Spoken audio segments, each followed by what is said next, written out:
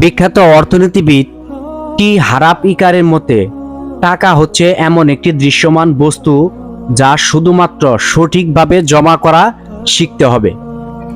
Secret of মিলিয়নিয়ার্স mind বইতে তিনি চমৎকারভাবে ব্যাখ্যা দিয়েছেন কিভাবে আমরা অর্থের সাথে যোগাযোগ বা সম্পর্ক ঘটাবো এবং ভবিষ্যতে কি পরিমাণ সম্পদের মালিক হওয়ার সম্ভাবনা আছে তার একটি অর্থনৈতিক ছক নির্ধারণ করা। কৃতজ্ঞতা প্রকাশ করছি লেখক এবং প্রকাশকের কাছে যারা বইটি প্রকাশ করে জ্ঞান ছড়িয়ে দেওয়ার কাজ করেছেন, তবে এই সারাংশের কোনো স্বত্বাধিকার তারা দাবি করতে পারবে না। মানুষের দ্রুত ধনী হয়ে ওঠা দেখে কি কখনো বিস্ময় জেগেছে? যেখানে অন্য মানুষ টানাটানি ভাগ্য নিয়ে বেঁচে থাকার সংগ্রাম করছে, এই দুই শ্রেণীর ভেতরে পার্থক্য কি শিক্ষায়, বুদ্ধিমত্তায়, দক্ষতায়, ভালো সুযোগ, ভাগ্যের অথবা ভালো চাকরির, ভালো ব্যবসার নাকি পুঁজির? চমকানোর মতো উত্তর হচ্ছে এগুলোর কোনোটিই নয়। তারা ধনী হয়ে ওঠার গোপন রহস্য, তারা লাখপতি চিন্তাভাবনা, সম্পদের অভ্যন্তরীণ গুমরের উপর প্রভাব বিস্তার করা।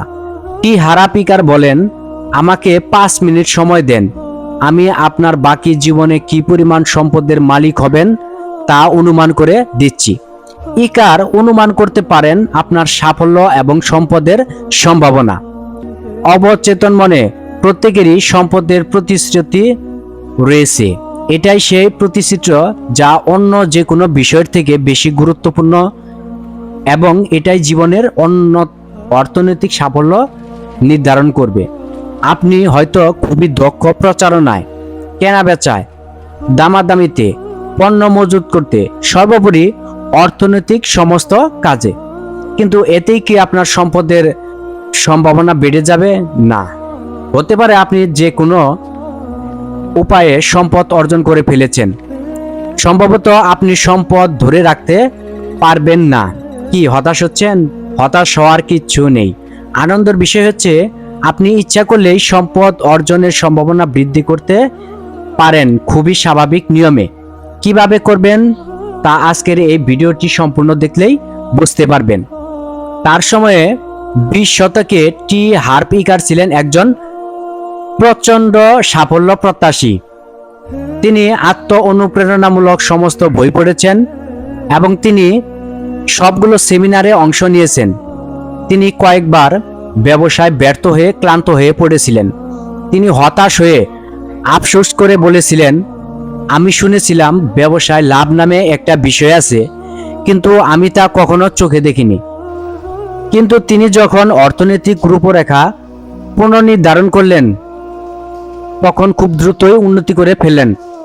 তিনি হতাশ হয়ে নিজেকে নিয়ে গভীরভাবে বিশ্লেষণ এবং পর্যালোচনা করতে শুরু করলেন। তিনি সমস্যাটা খুঁজে পেলেন। বাস্তবতা হলো তিনি নামে মাত্র ধনী হওয়ার চিন্তা করছেন এবং তার ভেতরে ব্যর্থতার ভয় আছে। তাহলে কি তিনি শুধুই একজন সংগ্রামী হয়ে বেঁচে থাকবেন? তৃতীয়বারের মতো তিনি তার অভিভাবকের কাছে ফিরে গেলেন। তার বাবা এক বন্ধু তাকে ধনী হওয়ার কিছু পরামর্শ দিলেন। তিনি বলেছিলেন তিনিও অনেক ক্ষতির সম্মুখীন হয়েছেন যতদিন না তিনি বুঝতে পেরেছেন ধনী মানুষেরা সাধারণ মানুষের থেকে আলাদা চিন্তা করে। তিনি আরো বলেছেন, তারা কিভাবে চিন্তা করে সেটা বোঝার চেষ্টা করো, বুঝতে পারলে তুমিও ধনী হওয়ার জন্য প্রস্তুত হয়ে যাবে। ইকার psychology of wealth creation and success সম্পর্কে পড়তে থাকেন। একজন ধনী যেভাবে চিন্তা করেন ঠিক সেইভাবেই নিজের চিন্তাকে পরিচালিত করতে থাকেন। তিনি বুঝতে পারলেন তারা কখনো ভালো কিছুর জন্য চিন্তা করে না, তারা সবসময় সেরাটার কথা চিন্তা করে। তারা কখনো হাল ছেড়ে দেয় না এবং সব ধরনের প্রতিকূল পরিস্থিতিতে জয়ের জন্য কাজ করে যায়। এরপর তিনি যখন $2000 ধার করে শরীর চর্চার সরঞ্জাম নিয়ে একটা দোকান চালু করলেন, তখন মনে মনে পণ করলেন 10 লক্ষ টাকার মালিক না হয়ে এই ব্যবসা ছাড়বেন না। মাত্র 1.5 বছরের ভেতরে তিনি দোকানের আরো 10টি শাখা চালু করেন। পরবর্তীতে বড় একটি কোম্পানির কাছে 50% মালিকানা বিক্রি করেন, যার মূল্য ছিল 1.6 মিলিয়ন। মিলিয়নার চিন্তাধারা মানুষগুলো স্বভাবে বেপরোয়া এবং চমকানো বিদ্যুতের মতো না হলে তারা কখনো মিলিয়নিয়ার চিন্তার সাথে যুক্ত হতে পারত না, এত অর্থের মালিক হতে পারত না। পরবর্তীতে ইকার তার ক্রীড়া সরঞ্জামের ব্যবসা থেকে একজন ব্যবসায় প্রশিক্ষকে পরিণত হন। এরপর ভিন্ন সেমিনারে গিয়ে ইকার মজার একটি বিষয় লক্ষ্য করেন।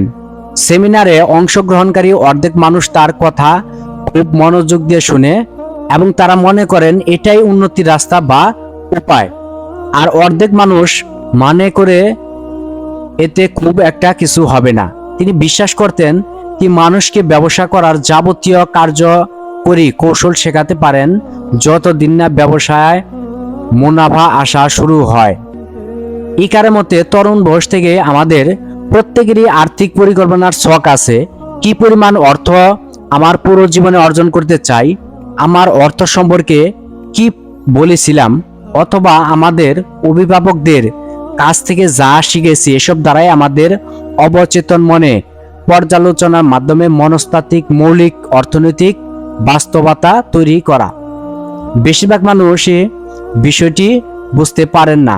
তারা পূর্ণবয়স্ক হয়ে অর্থের পরিকল্পনার ছকে শক্তিশালী এবং গভীর অনুভূতিতে হোঁচট খায় এবং এরপর তারা বুঝতে পারে তাদের কি করা উচিত।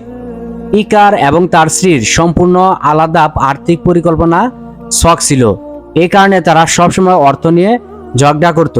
নারীদের নিজস্ব কোনো অর্থ নেই এটা বিশ্বাস করে তিনি বেড়ে উঠেছিলেন। তিনি ভাবতেন হাজবেন্ড তাকে টাকা দিবে, তিনি তা আনন্দের সাথে খরচ করবেন।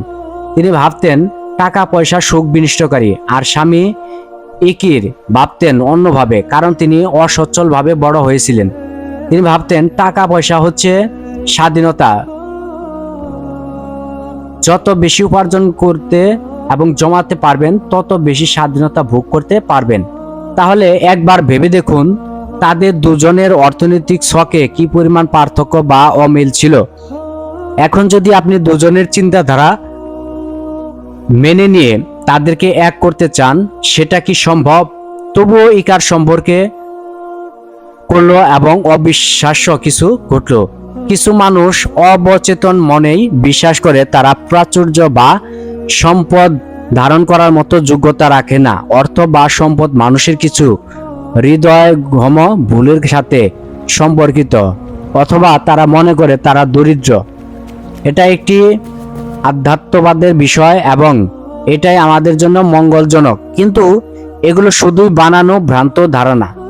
যে এই পুরাতন ধারণা পরিবর্তন করে নতুন ধারণাকে বিশ্বাস করতে পারবে যে আমি সম্পদ অর্জনের জন্য যোগ্য, চিন্তা করতে হবে যে কোনো রকম কিছু প্রমাণ করা ছাড়াই আমি সম্পদ সৃষ্টি করে পারবো। দরিদ্র মানুষেরা বিশ্বাস করে অতিরিক্ত সম্পদ পৃথিবীতে সবসময় সংঘাত সৃষ্টি করে আসছে।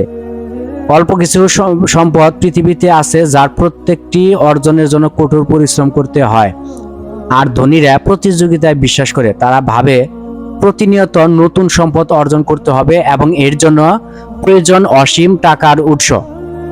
কিছু মানুষ তাদের অর্থনৈতিক ছক নির্ধারণ করে নির্দিষ্ট পরিমাণ সম্পদের বা অর্থের জন্য।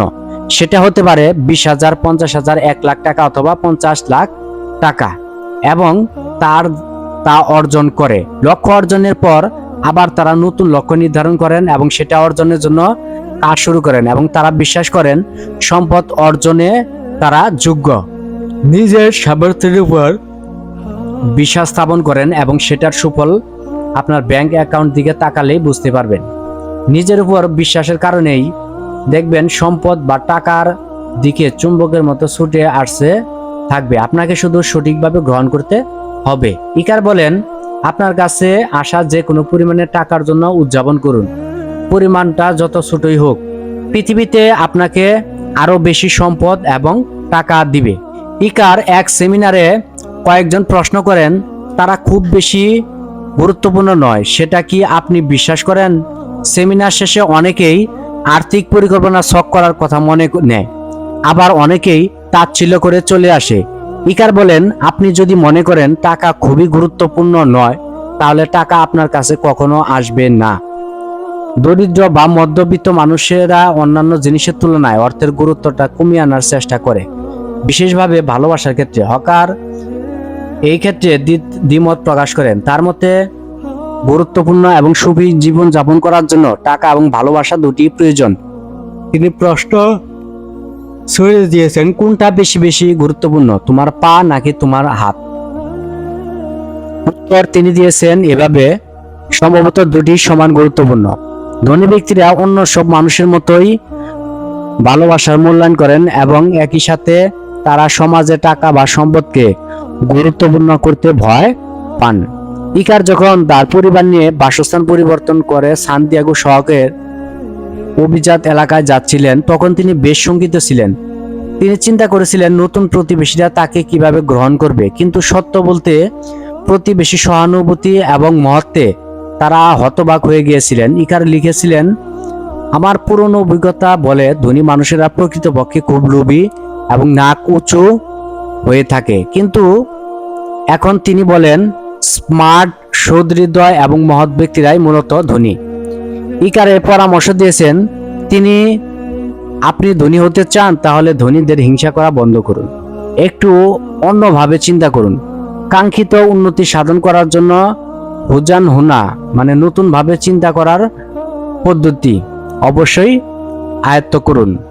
যদি কারো সুন্দর একটি বাড়ি দেখেন, ভালো গাড়ি দেখেন এবং ভালো একটি পরিবার দেখেন, তবে অবশ্যই তাদেরকে আশীর্বাদ করুন এবং যখন আপনি তাদেরকে সহজভাবে মেনে নেবেন, তখন আপনার জীবনে সুন্দর একটি বিষয় গুলো ঘটতে থাকবে। এই বইতে কিছু সাধারণ এবং প্রায় সবাই জানে কিছু পরামর্শ দেওয়া হয়েছে। দরিদ্র মানুষেরা অর্থ খরচের দিকে বেশি নজর দেয়, অন্যদিকে ধনী ব্যক্তিরা অর্থ উপার্জন, ধরে রাখা এবং বিনিয়োগের দিকে নজর দেয়। অন্যভাবে চিন্তা করলে ধনী ব্যক্তিরা দরিদ্রদের থেকে খুব বেশি স্মার্টময়, তারা আসলে ভিন্ন চারিত্রিক বৈশিষ্ট্যপূর্ণ এবং আপনার পরিকল্পনার সাথে স্বতঃস্ফূর্ত।